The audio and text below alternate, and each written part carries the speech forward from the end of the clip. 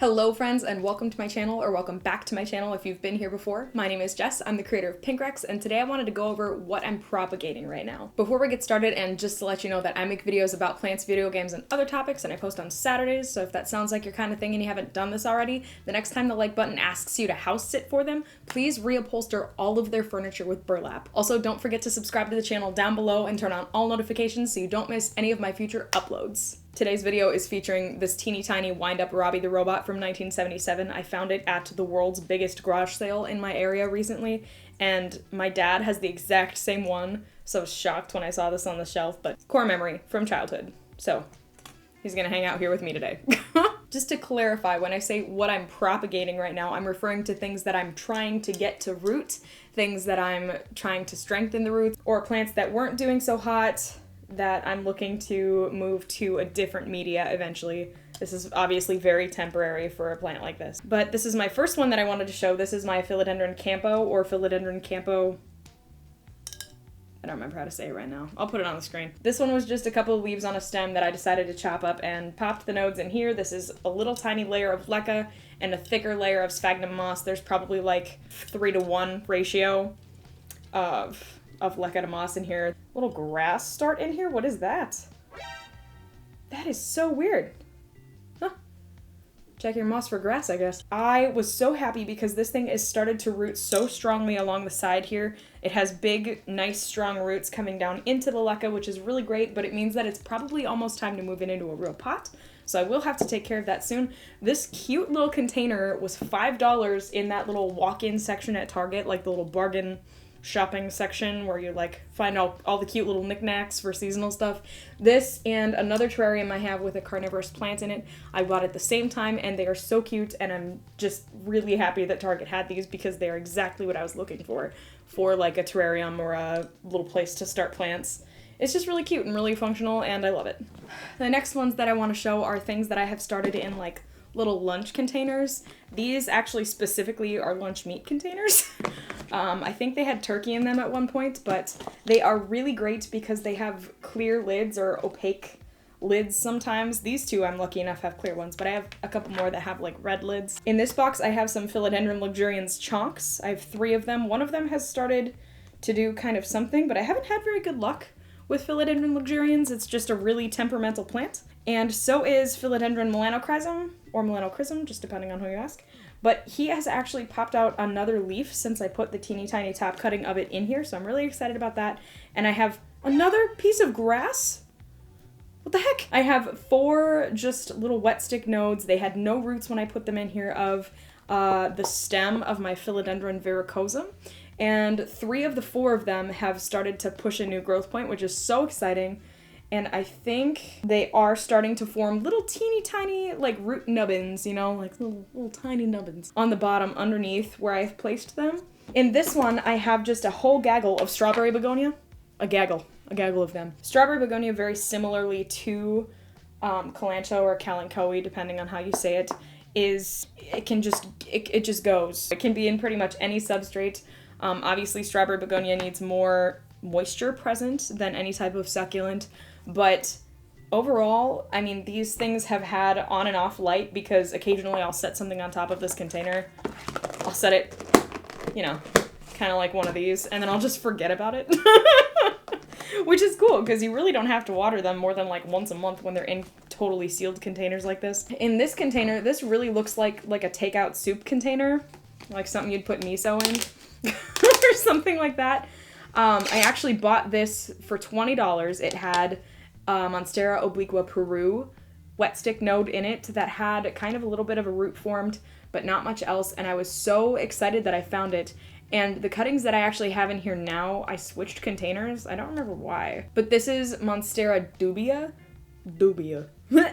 And I have, I think, 4 little sticks in here that have leaves on them. I have chopped little bits off of them because they grew really leggy prior to moving, and I just haven't potted them up yet because I don't really know what to do with them right now, so I'm just letting them exist as, you know, as they are, because that seems to be working okay for the time being. When I have more motivation, I will probably move them into a pot with some soil and a stick to climb up, but for right now, they are thriving, sort of, kind of. They are rooting.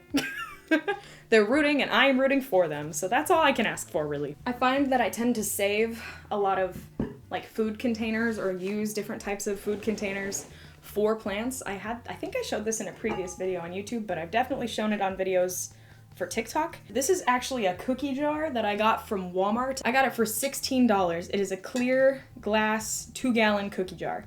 And I think now it says like $25 on their website. It was probably supposed to be closer to that when I bought it, but I don't know. It rang up as 16, so I rolled with it. And it has been so useful for starting so many different types of vining plants.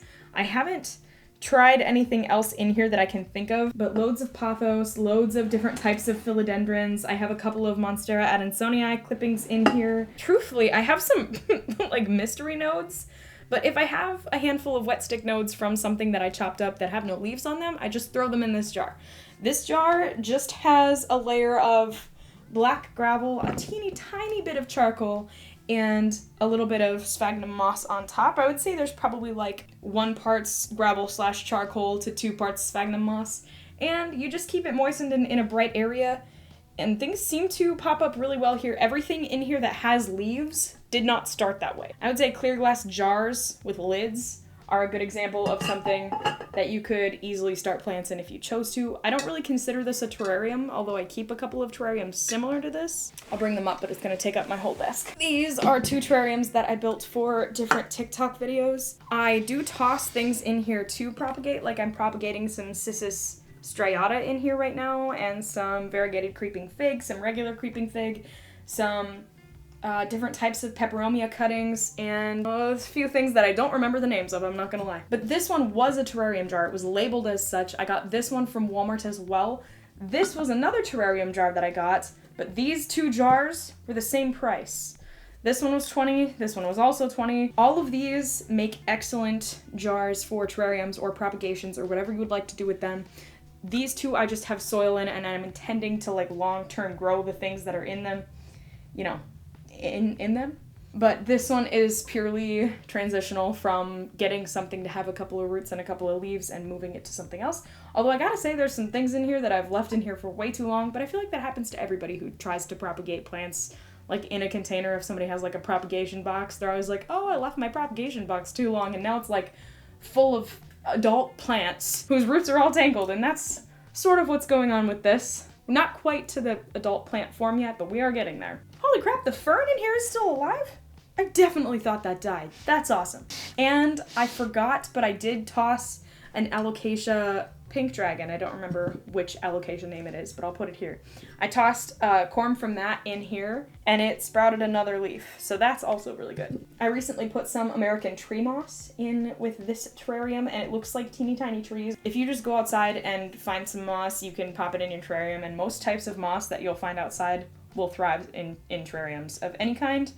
American tree moss is a little bit less moisture loving than like sphagnum moss. It grows kind of uphill. I'm just trying it. I have never tried it in a terrarium before, but it seems to be doing really well so far. This is another terrarium kind of situation that I got from Target. This one, I didn't know really what I was doing with it. I just threw a bunch of stuff in here kind of in a panic because it was stuff that needed a little place to root, but I didn't have enough like water propagation areas for them. But in here I have some variegated creeping fig, some more Cissus striata, I have some Cebu blue cuttings, I have a couple of different types of peperomia, and I have an asparagus fern that I thought was dead but then came back up once I put it in here. I don't intend to keep it this way, but for right now it's like a cute little jungle in here, and I really love it a lot. I do also have some live moss. I think I just have some hypnum moss along the side here that I found outside back when I lived in Wisconsin. Oh, and here's another type of peperomia. But there's a lot of different things in here right now that I don't intend to keep in here, but I would count it as propagation / terrarium. I don't know. It's fun. I have 2 of them. The next thing on my list is going to be things that I'm just propagating in leca. This one I have on its own because it's kind of a special case. This is 3 Anthurium crystallinum nodes that weren't doing anything next to the mother plant that they were by in soil. So I chopped them out and let them callus, and then I popped them in this little jar with leca. This is just leca, and I recently started adding nutrients with the water because they all started to have a little growth point come out, which was so exciting for me. This one is so tiny. I don't know if it will make it because it's on a really weird spot, but it is starting to have a little bit of like mineral buildup on the top of the leca, which is okay. That's pretty much a guarantee if you're going to grow anything in leca or start anything in leca. So be advised of that if you're looking to get into leca. It's funny because I think this really looks like Cocoa Puffs. Like if this was a big thing of Cocoa Puffs, you wouldn't know. You'd have no idea. I could just get out a spoon and start eating it and it wouldn't go well for me, but it, you know, it wouldn't be terribly shocking until you heard me try to bite it. That would probably be shocking. I've got to say that leca, above all other options, except for maybe water for certain types of plants, most of the time, if you have a picky, humidity-loving plant that you don't want to put in a terrarium kind of situation, leca is the way to go because it is really hard to under or overwater it as long as you don't let the water totally evaporate, which is more difficult in a container that's this wide. Another note with leca is that if you're starting something in leca, don't put things in containers that might have any chance of like inward curvature. If the lip is smaller than the base, that's not a good container for leca. And I found that out the hard way because recently I repotted my philodendron giganteum top cutting that I brought from Wisconsin to New York that I just let stay in leca for way too long. It was in a container that was about this tall but probably half as wide, and the top of it went in just a tiny bit, like the tiniest bit. I did not think it would matter. It took me an hour of shaking the thing and hitting it on my leg and smacking the side of it to try to get all of the leca to come out without breaking all of the roots off. I was able to do it, and it is happily potted up with a moss pole now, but that was such a grueling unpotting process for that plant because I thought that that tiny curvature inward wasn't going to matter, and it mattered a lot, especially with a huge plant like philodendron giganteum that roots relatively fast. In summary, if you're putting something in leca, just make sure the container isn't going like this at all. If anything, it should go like this, not like this. This is goal, this is bad. Goal, bad. Got it? Aside from these 3 nodes that I have going in leca, I have a whole bunch of stuff in little plastic cups filled with leca, so I'm gonna get those and kind of line them up here for you.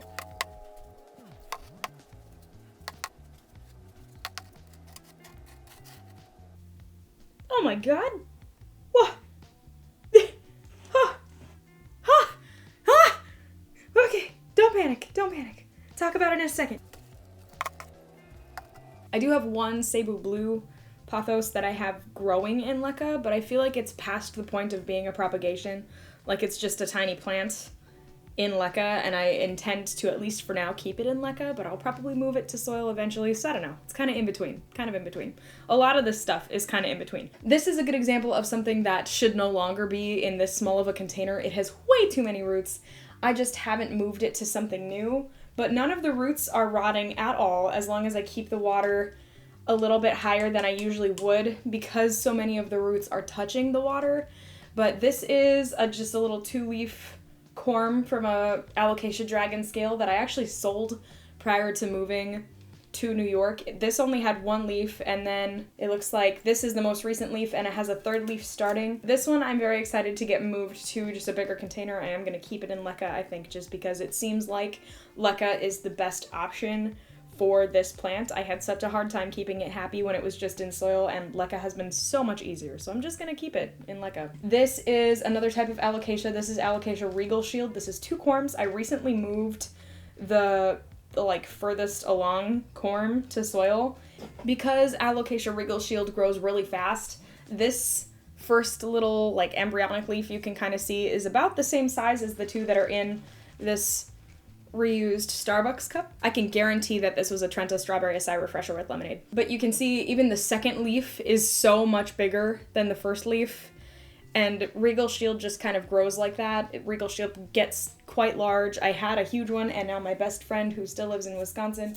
has the one that I got these 3 corms from. I'm very excited for this one to get big and healthy and big, because I love alocasia regal shield. It is one of my faves. This, while I was lining them up on my desk, 3rd type of alocasia that I have in leca.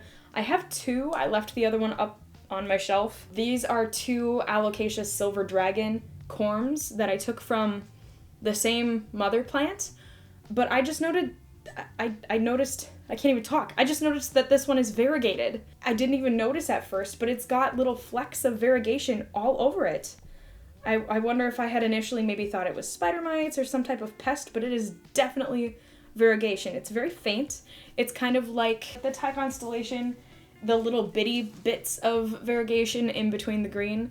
That is what this one has. Once this leaf hardens off, it's going to be beautiful because it is absolutely covered in all little bits of variegation, and I'm so excited. It's going to be so pretty. I already love Alocasia Silver Dragon as it is. Just like Alocasia Dragon Scale. They're very similar. They're Alocasia Beginda, just different varieties. Wow, anyway, good day. This is probably going to be the death of me. This is a Philodendron Burl Marks Fantasy cutting that I have had for, I think, literally, it's got to be coming up on like 2.5 years. And it has done nothing. It hasn't grown roots, it hasn't rotted, it hasn't lived, it hasn't died, it hasn't done a darn thing, and I can't figure out why, but it is driving me up the wall. I cut it in half at one point because it was so tall and awkward. I had it growing in my fish tank previously because I thought that that would help, but it didn't do anything. It had like one little tiny bit of a root, and right now it looks like it's trying to push up a new leaf, but it's stuck, so I'll have to unstick it. But yeah, so far Philodendron Burl Marks Fantasy has not been a winner for me, and I'm not super sure why, but I hope it eventually comes around, because like I see the leaves of them online and they are absolutely gorgeous once they get, you know, past this stage of being like an annoying toddler of a plant. This is an annoying toddler of a plant for me. This is the base of that Philodendron Campo cutting that I chopped up and popped in that jar from Target. It has a new leaf finally starting to come up next to the leaf that was left from when I chopped it up. It has some really nice roots. They're reaching around all of the little bits of leca, going all the way down. One of the really cool things about leca is that you can see the roots develop once they reach outward from the plant stem. And that's gotta be my favorite thing, because you don't get that with soil. You get that with water, but you don't get to see them really get going once they reach the outside edge of their container. This is the third type of alocasia that I have in leca right now. This is Alocasia Pink Dragon. I don't remember how I got this one. Oh, I had this one as a corm for a long time, and I had thrown 4 pink dragon corms just in one of my terrarium kind of bin situations, and they started to root a little bit, but then they never did anything else. And then I found somebody online saying that they were taking Starbucks cups, that's what this one was, prior to moving these guys into leca. They just took a Starbucks cup, taped over the little hole, put a tiny bit of water, and put all of their alocasia corms in there, and the alocasia corms all grew really strong water roots. So I gave that a go, and that is actually how it ended up being moved. That was just where it was before it was in leca.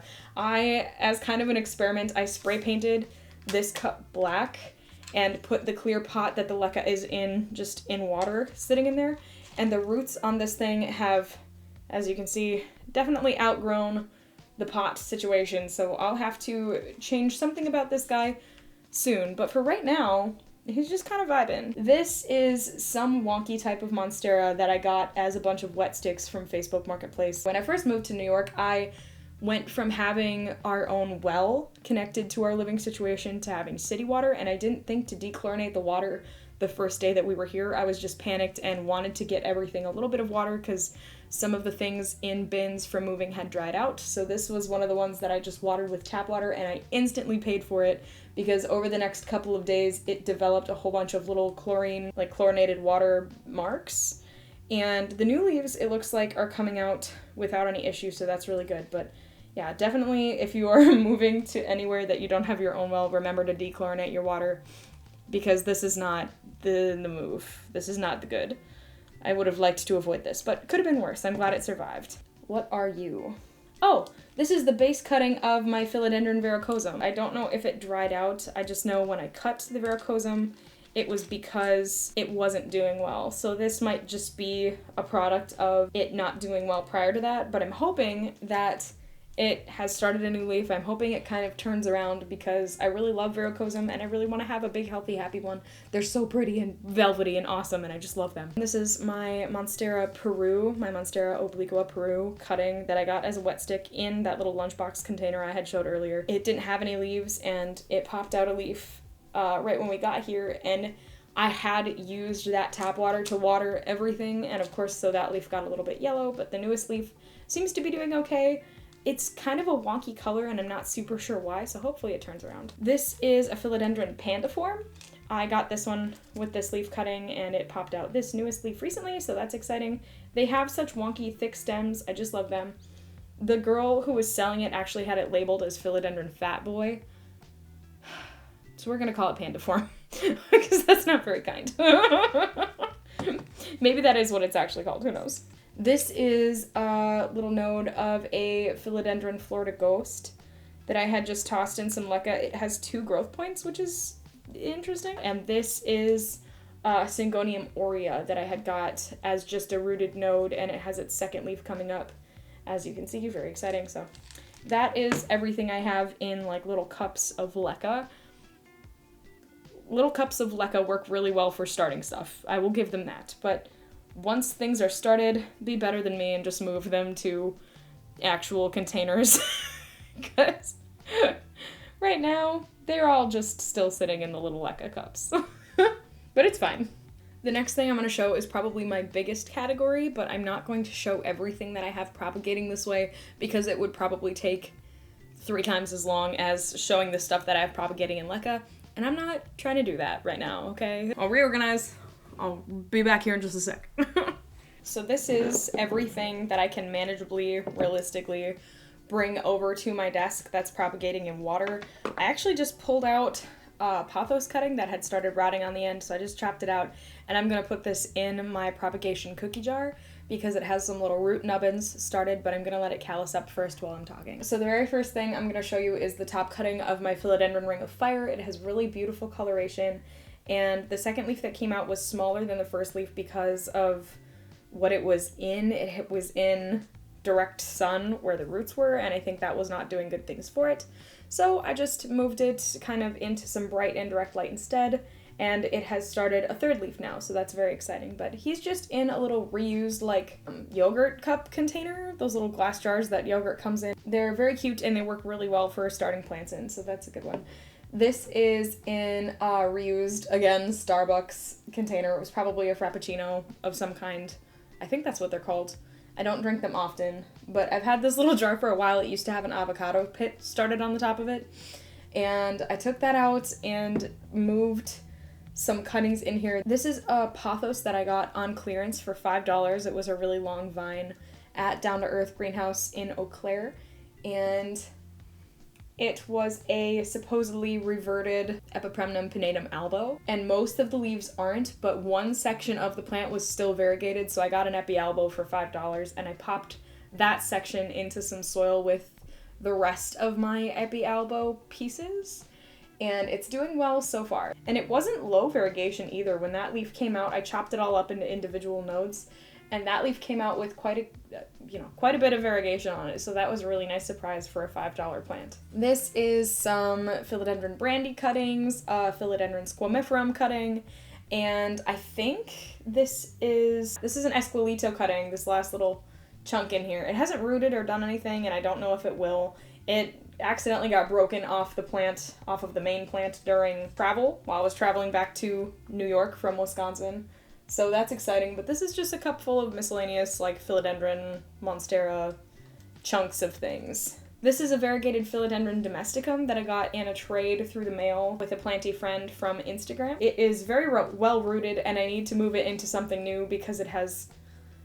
this is all that this situation can do for it. It's got enough roots to move into a pot. I have a couple of jars of just golden pothos cuttings because I had a huge golden pothos that I got on clearance, and I chopped it up before moving because I didn't have enough room for it. The stem was really thick, the leaves were really big and beautiful, and it got damaged during the move, and this is just how it is right now. I'll have a whole pot of pothos, or maybe I'll put it in 2 separate pots, I don't know, but it's a lot of stems and a lot of roots and a lot of new growth happening, so that's always good. Oh, I did find another rotting chunk though. If you find rotting chunks of your plant, it's best to remove them and not wait until you're filming to remove them because this is nasty. So this one, just like the other piece, I'm gonna set it over here, and then I'll pop it in my big cookie jar of propagations to do something better than what I was doing for it here. The last cup that I have is another piece of Syngonium aurea that, again, I traded for through the mail, and she threw in this bonus chunky, kind of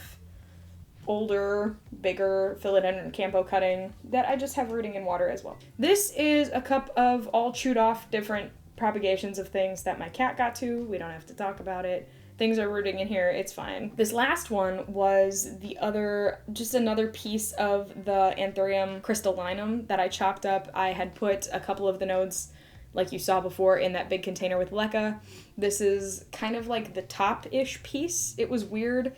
It was like a cluster of growth points that I sort of divided up and put into different things, but it's rooting quite well. It has a new bit of growth coming off of it, which is good.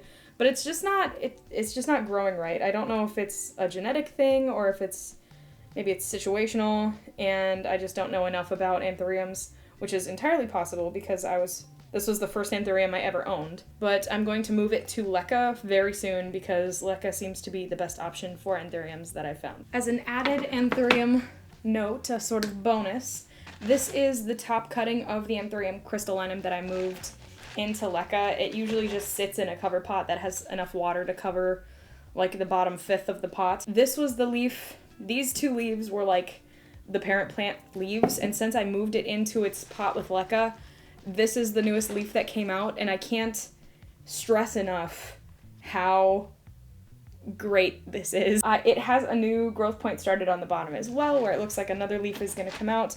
It has a whole bunch of inactive little growth point nubbins that I'm not sure if anything is going to happen with, but for the time being, I am just so happy that it has this big, gorgeous, newest leaf that came out because I was having such a hard time keeping it happy in soil. As you can see, this one has a bunch of browning on the edges, this one has a bunch of yellowing and browning on the edges. It's just, I was having a heck of a time, so moving it to leca really did good things for this plant in terms of helping it along. I'm hoping that this trend continues, but again, I'm fairly new to Anthurium crystallinum, so we'll see. But hoping that this continues. Ah, a fungus gnat! Haven't seen one of those since moving here, what the hell? Rude. You are not welcome here. Please feel free to fly onto the sticky bits of my carnivorous plants, though. I have a bunch of sundews in a big vase. As a final second bonus situation to propagations, this was 4 chunks of a philodendron meme that I had tossed just in a takeout container. I think this literally did have ramen in it, and I tossed it in there with some sphagnum moss. I set it in some really bright sun, and it doesn't get very much sun. It gets direct afternoon light here through the container. It doesn't burn the plant, but it was originally 4 nodes, and I had the base cutting of the base, and I had traded the middle section for Monstera adansonii aurea cutting. I'm not even sure where that one is anymore, I'm not gonna lie. Huh. Oh well. But there's 2 chunks left in here. One of the chunks has a growth point that seems to be starting, and one of the chunks has 2 leaves and a teeny tiny baby leaf. Recently, I moved these 2 chunks into soil, and they are both already putting out a new leaf. This is a pretty standard soil-less aeroid mix. It's sphagnum moss, perlite, charcoal, orchid bark, and some granular systemic insecticide, and sphagnum moss, of course. This was the top cutting of the plant that I took these middle nodes from. I put it in an orchid pot from Lowe's with leca in a cover pot, and the roots are sticking out of the bottom. It's grown 2 new leaves, and a 3rd leaf is on the way for this guy since moving it into leca. So leca is a good option for this plant. I just know that pretty soon this plant is probably going to be way too big for this situation, and the roots are already poking out the bottom of the orchid pot, so I don't know how much of the root mass I'm going to want to sacrifice in the name of seeing how long I can keep it in leca. But this is kind of the stages of repotting and the different options I have going on.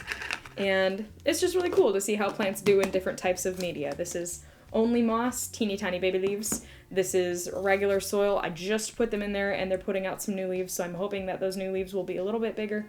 And this is leca with like standard leca nutrients. It's the standard hydroponic nutrient mix that you can buy on Amazon. I'll put a picture of the ones that I got, and I'll put a link down below as well. I'm not sponsored by them or anything, it's just the one that I use for the plants that I grow in leca. But that's all I've got for you today, guys. That is what I'm propagating right now. So if you liked the video, you got something out of today's video, and you haven't done this already, the next time the like button asks you to house sit for them, please reupholster all of their furniture with burlap. Also, don't forget to subscribe to the channel down below and turn on all notifications so you don't miss any of my future uploads. I also have a ton of content over on TikTok where I post near daily kind of everyday life, gym, and plant content because I've been on something of a planty fitness journey. So those are my two big personal life focuses right now, are taking care of my plants and taking care of my body at the same time. So join me over there if you want to be there for that. Currently I'm working on mastering the handstand, so we will see how that goes. But that is gonna do it. That is all I've got for you today. So whether I see you on another platform or down in the comment section below, please comment something. Just know I really appreciate you being here, and I still don't know what I'm doing. Canids, bye!